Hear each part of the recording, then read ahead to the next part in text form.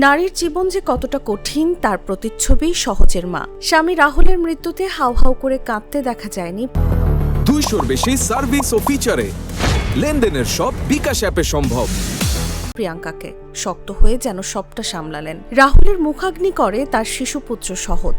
শ্মশানে ছেলের হাত শক্ত করে ধরেছিলেন প্রিয়াঙ্কা, যাতে বাবার চিতায় অগ্নিসংযোগের সময় সহজের কাঁপা হাতটা একটু শক্তি পায়।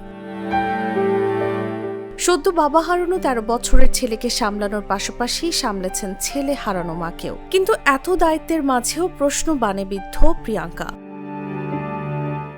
এত কিছু সামলেও প্রিয়াঙ্কাকে শুনতে হচ্ছে তার চোখে জল নেই কেন, কেন তার চুল এতটা পরিপাটি করে আঁচড়ানো, সাদা পোশাক পরার কথা কিভাবে স্মরণে থাকলো তার। কেউ কেউ তো আবার অতীতের বিচ্ছেদ টেনেও আক্রমণ করেছেন প্রিয়াঙ্কাকে।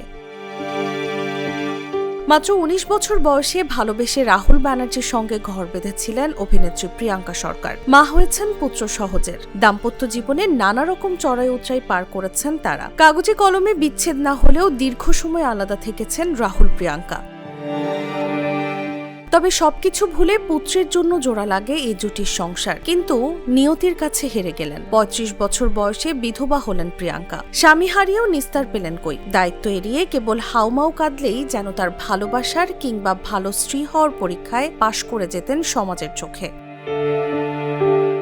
যদিও প্রিয়াঙ্কাকে এ ধরনের অযাচিত আক্রমণে গর্জে উঠেছেন তার ভক্ত অনুরাগীরা। ভক্তরা জানিয়েছেন, সাময়িক বিচ্ছেদ হলেও রাহুলের সঙ্গে প্রিয়াঙ্কার সম্পর্ক ছিল অত্যন্ত গভীর। এই কঠিন সময়ে একজন মা একজন মানুষের ব্যক্তিগত শোককে নিয়ে কাটাছেঁড়া করা চূড়ান্ত অমানবিক। নিউজ ডেস্ক, জাগো নিউজ।